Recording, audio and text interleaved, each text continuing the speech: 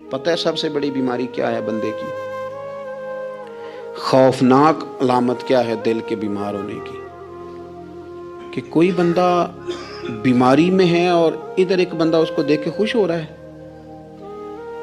کسی کو زوال آ گیا ہے، کاروبار ڈوب گیا ہے اور یہ دیکھ کے خوش ہو رہا ہے. مر گیا ہے اس کا دل، مردہ ہے، اندر کوئی دل نہیں. اب یعنی ایک بندہ رسوا ہو گیا اور یہ خوش ہو رہا ہے، دیکھا میں نے نہیں کہا تھا. جب کوئی کسی کی رسوائی، کمزوری اور کسی کے زوال پر راضی ہونے لگے تو پھر سمجھ لے کہ اس کا حال اتنا برا ہو گیا ہے کہ اب یہ اخلاقی طور پر مردہ زندگی گزار. ہمارا اب یہ حال ہے کہ ہم لوگوں کے دکھوں پر ہنسنے لگے. ہم کسی کے ہاں کوئی شخص تکلیف میں آتا ہے تو ہم اس کو کہکہوں میں اڑاتے ہیں. یارو زندہ قومیں یہ کام نہیں کرتی، زندہ قومیں یہ کام نہیں کرتی. میرے نبی پاک صلی اللہ علیہ وسلم نے فتح کے موقع پر بھی گردن کو جھکا کے بتایا کہ جب رب عروج دے تو پھر اللہ کی بارگاہ میں جھک جایا کرو. کسی شخص کے پتہ ہے ایک حدیث سنو، یہ مسلم شریف میں موجود ہے. حضور نے فرمایا ایک بندہ گناہ کرتا تھا پھر اس نے توبہ کر لی. اگر کسی نے دوبارہ اسے وہ گناہ یاد کرایا کہ تو یوں ہوتا تھا، اگر کسی نے اسے دوبارہ گناہ یاد کرایا تو یاد کرانے والے کو اللہ سزا کے طور پر مرنے سے پہلے پہلے اس گناہ میں مبتلا کر دے گا. خفیہ تدبیر آئے گی اللہ. جس کو اللہ نے معاف کر دیا، زمین آسمان بھول گئے، فرشتوں کے دفتر سے اس کا گناہ محو کر دیا گیا، تو نے کیوں یاد رکھا؟ لیکن ہمارے دل اس طرح کے ہیں، خیر کی خبریں نہیں دیتے. ہم خیر کی خبر نہیں دیتے، مثبت بات نہیں کرتے. ہمارے رویے دوسروں کے بارے میں سخت ہیں. یعنی بہو سے داماد سے اختلاف ہو گیا، پھر اس نے معافی مانگ لی، پھر ہم نے معاف کر دیا، پھر ایک سال کے بعد دوبارہ لڑائی ہوئی تو پچھلی بات دوبارہ یاد کرنی چاہیے تھی. اس کی تو معافی دے دی تھی آپ نے، لیکن آپ نے پھر یاد کر لی وہ بات. اس کا مطلب ہے آپ نے صلح کی تھی، دل صاف نہیں کیا تھا. دل جب آپ صاف کر لیں تو پھر معاملہ ختم ہو گیا.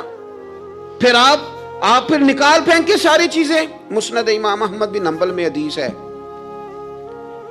حضرت انس بن مالک رضی اللہ تعالیٰ عنہ کہتے ہیں میں بھی بیٹھا تھا، حضرت عبداللہ ابن عمر رضی اللہ تعالیٰ عنہ بھی حضور کی بارگاہ میں بیٹھے تھے.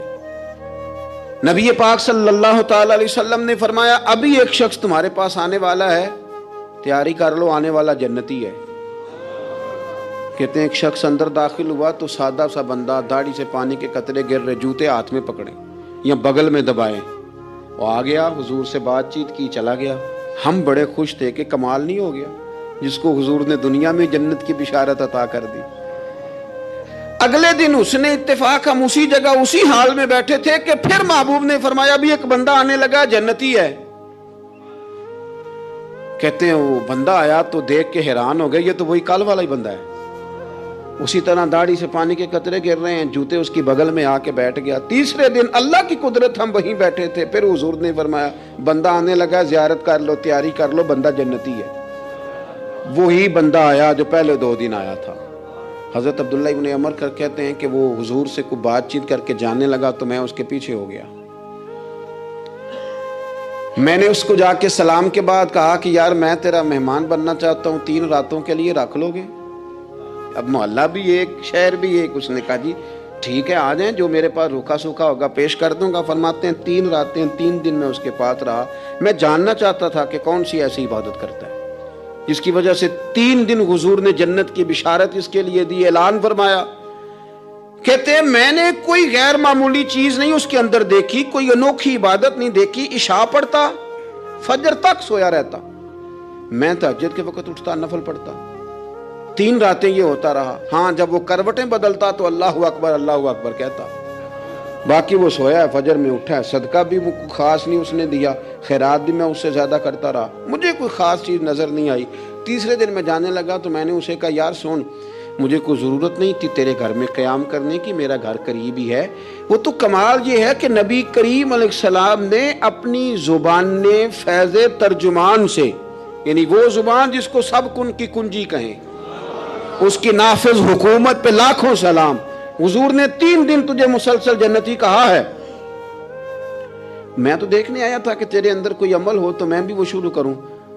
تو وہ کہنے لگا یہی ہے جو آپ نے دیکھ لیا ہے، فرض نماز ہی پڑھتا ہوں، روٹین کے کام ہی کرتا ہوں، کوئی خاص چیز تو میرے پاس کوئی نہیں۔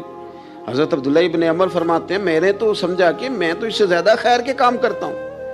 اب میں سوچتا ہوا وہاں سے نکلنے لگا کہ پھر کیا خاص بات ہے جو نبی پاک نے 3 دفعہ اسے جنتی کہا ہے۔ جب میں نکلنے لگا نا، دروازے پہ مڑنے لگا تو اس نے آواز دی، کہا یار سنو، ایک بات یاد آئی ہے۔ میں نے کہا وہ کون سی؟ کہنے لگا یار جب سے بالغ ہوا ہوں نا، جب سے اللہ نے توفیق اسلام دی ہے، میں نے جب بھی اپنا دل دیکھا ہے نا، جب بھی میرے دل میں کسی کے لیے حسد کوئی نہیں، کوئی عداوت نہیں، کوئی بغض نہیں، کوئی کینہ نہیں، کوئی کیا کر رہا ہے، میرے دل میں سب کے لیے خیر ہی ہے، دل میرا صاف ہے، اس کے علاوہ نہیں مجھے پتا کیا عمل ہے۔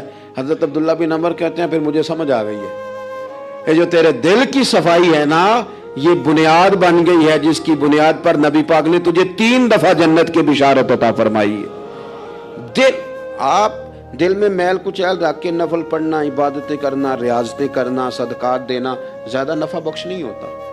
دل صاف ہونا تو تھوڑی عبادت بھی کام آ جاتی ہے۔